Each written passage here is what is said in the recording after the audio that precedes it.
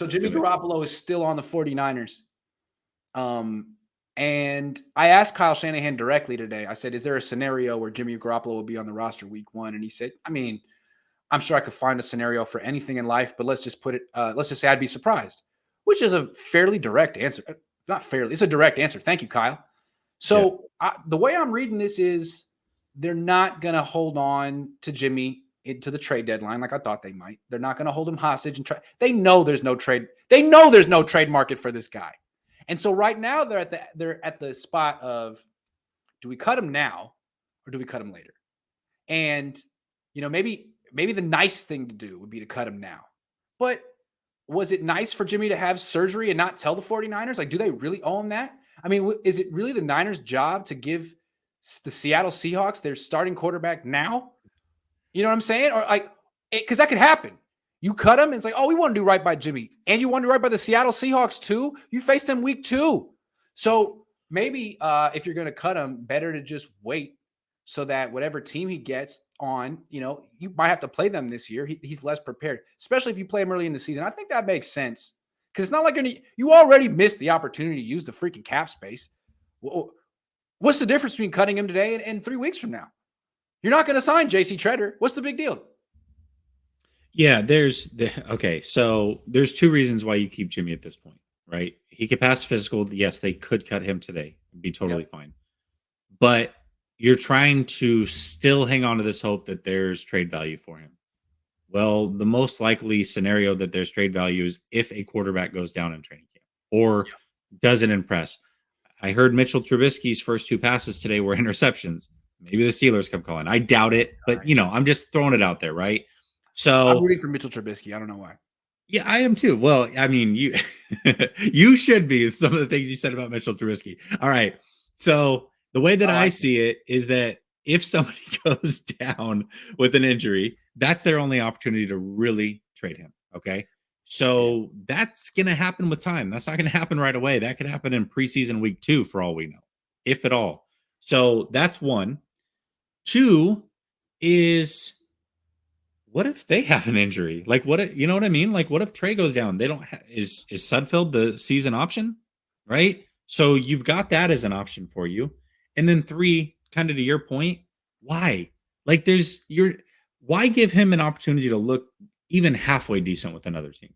Why? Yeah, you don't know him that the whole month to learn the playbook and get acclimated to his new. Why? Especially when it could be Seattle. Because how many teams need a starter right now? Seattle. 1. Like maybe Atlanta, although maybe not. Yeah. So then again, let's come back to Seattle. I think they're tanking. I think there is a real chance that the Niners cut Jimmy and Seattle's like, do we want to win 2 games with Drew Lock or 6 with Jimmy Garoppolo? Right. 2 with Drew Lock. Everyone thinks they're not tanking because they have the oldest head coach in the league, but I don't think he thinks he's stopping anytime soon. I think he thinks he's going to get the number 1 pick and get a hell of a quarterback next year. That's what I think. So he's not on any sort of hot seat. Wouldn't that be the ultimate slap in the face for Jimmy if he gets cut and everyone's like, yeah, here's $1 million. Be my backup. Would he just sit? Would he just retire at that point? Like, I'm taking a year off. I really look at Jimmy as like not being that guy. I don't know why. Maybe my perception of him is wrong, but I feel like he doesn't want to go through that backup grind. I feel like he's the type of guy that's going to want a multi-year deal with bare minimum a chance to compete, but probably be given the keys to the job. Like, that's the way that I look at Jimmy. So I don't, we'll see. Everyone always says like, oh, he's not perfect, but he's the 15th best quarterback. He's the 20th best quarterback. He's the 25th best quarterback. Every time I say that, I'm like, I'm like, no, he's a backup. He's a backup. He's a backup. He's going to be a backup again. And I think a lot of people feel that, he's going to have this triumphant second act and he's going to prove Kyle wrong. No, what's going to happen is it's going to crash and burn.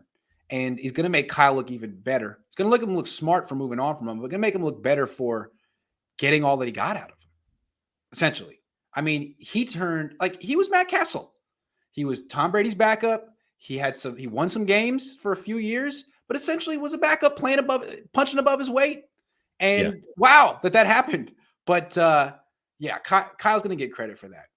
And that whole his record without Jimmy's going to improve, I think. Okay, so the question is push comes to shove, do you, after hearing, because I know that you've got a bottle of wine on this, right? I'm going to lose that After bet. hearing the answer that Kyle Shanahan gave you, do you think they will outright cut Jimmy if push comes to shove? Yeah, I think they will. It sounded like what he said was, Trey Lance could get hurt tomorrow.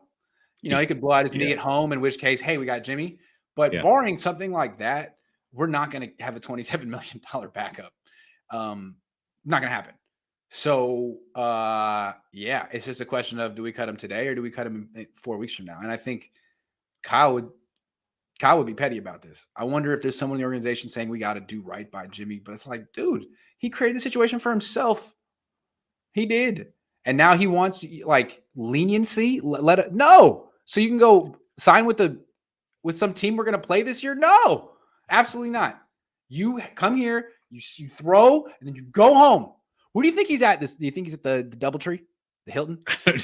Where's he at? What's he doing? He's staying at the Holiday Inn, Grant. Come on. Yeah, I don't know. I think they're going to do to him what the Patriots did to Cam Newton last year.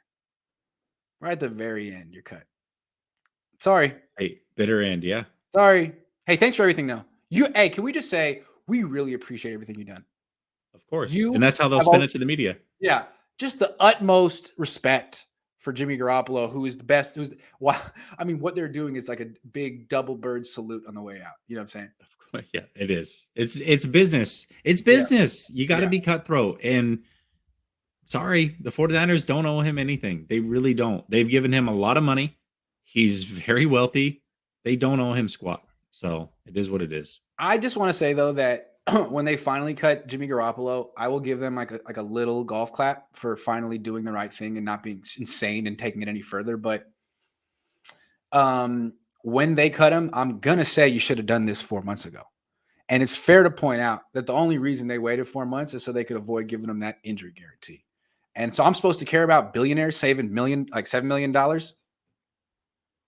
I don't care. You should have done it for 4 months. You should have spent some money.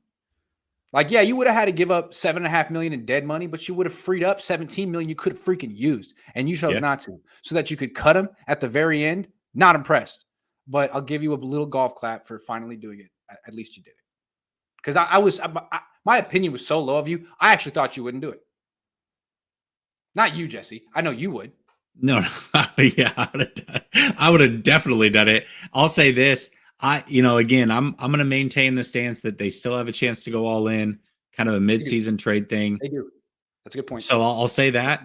And I'm going to do something a little bit different. I'm going to eat an Italian sub live on air when Jimmy's cut. Hey! From Subway. I heard a story from a source that Jimmy Garoppolo walked into a Starbucks in Santa Clara the other day.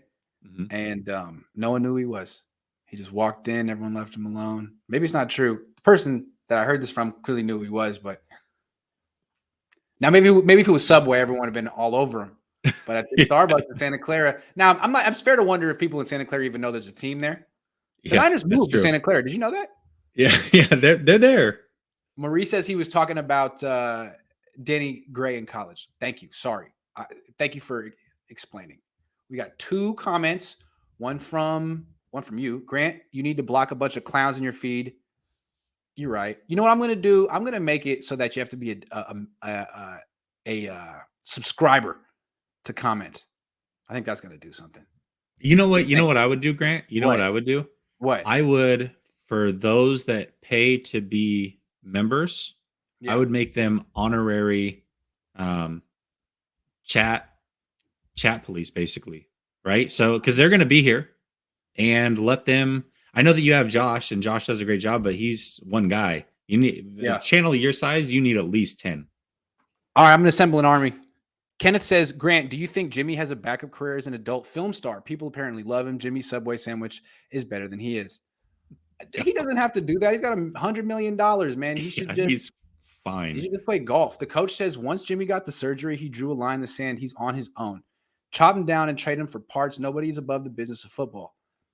Yeah, I think so. And I think kind of Jimmy and Don Yee I think the Niners feel they pulled a fast one.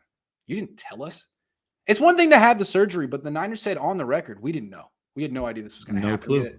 And they keep saying there was a deal. They must be so freaking pissed. Can you fathom if there was a deal on the table and it involved a day 2 pick? Can you imagine how angry they are, Jimmy? They're not going to do right by Jimmy. That was a fairy tale. They're looking for an Jimmy's going to request his release. And then what? Are you kidding? They're mad at him. You don't understand. I'm with you, coach. They're mad at him. He's mad at them. They don't owe him anything. Watch D Ford go to Seattle and prosper. I was thinking he's going to go back to Kansas City for nothing. Considering our style of offense, how good of 10 does Trey really have to? How good out of 10 does Trey really have to be in order to be a contender in the postseason? Jimmy Garoppolo was like a 4. It's a fair question. I got an answer for this. So somebody threw out on Twitter the other day, they asked, what are your expectations for Trey? And I don't want to put any expectations on Trey from how many games they win standpoint, because I really don't think QB wins is a stat. Also, last year they were a quarterback away from winning a Super Bowl. I don't know what the team problems are going to be this year. We'll see as the season goes along how it plays out. It may have nothing to do with the quarterback and they don't win, right? But I will say this. My expectation is that Trey Lance is a top 15 quarterback. Now, a lot of people are like, well, I mean, the way that you talk about Trey Lance, that's a little light. But when I look at Trey Lance, first of all, I look at Jimmy at his best was a top 17 guy. And the difference between 17 and 14 is a big gap. And let me give you that gap real quick. The guys that I have at 11, 12, 13, and 14 in no particular order are Dak Prescott, Kyler Murray, Carr, and Cousins, who I think all of those guys are pretty damn good quarterbacks. If Trey Lance breaks into that tier, his first year, the league could be in big time trouble. That style of play or that level of play could be a problem in the playoffs for a lot of these teams. And then build on it and get better and break into the top 10 next year. Those are my expectations for Trey Lance. Here's the way I look at it. I don't have much respect for Jimmy Garoppolo. Have I conveyed that on my channel in the last 2-3 years? No. Why don't you tell us how you really feel? If someone said he's the 33rd best quarterback in the world, I wouldn't argue. I think he's a backup.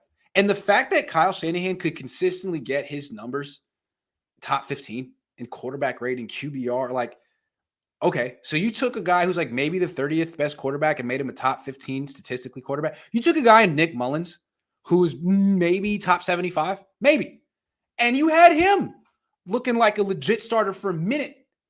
So now you actually have a quarterback who's talented. I'm not saying he's Patrick Mahomes, but if Jimmy's the 30th best quarterback in the league, like even after 2 starts, Trey Lance should be at least 29, at least after 2 starts. So I feel like Kyle, once he figures out just the tendencies and what Trey does best and what he does worst, he's going to have really good numbers. Doesn't mean he'll be a top 10 quarterback, but he very well could be top 10 in QBR this year. If you go back and look at Colin Kaepernick, his rookie year in 2012, 2013, he had the whole year. He was 7 in QBR. Doesn't mean he was the 7th best quarterback, but him and that offense and defense didn't really know what to expect. He was a problem. Trey Lance could be a problem too. Yeah, for sure. Yeah. I mean, let's be real. I think the stat, I'd have to double check on this one, but I'm pretty sure since 2006, Kyle Shanahan has put 3 quarterbacks in the top 10 in average yards per reception, which is going to incorporate obviously Yak, but he's had Mullins, Beathard, and Jimmy Garoppolo in the top 10 of that category since 2006. The top 10 quarterbacks since that time, he's had 3 of them, and 2 of them aren't even good enough to be in this league. One of them is a starter, but borderline at times, right? That's also how good Kyle Shanahan is. Also, so Kyle Shanahan's best season ever was 2016, right? Atlanta. Yeah. I mean, that was record setting. One of the greatest offenses of all time. That year, Matt Ryan, MVP, averaged 13.3 yards per completion. League high. Yep. Trey Lance averaged 14.7 last year. All right.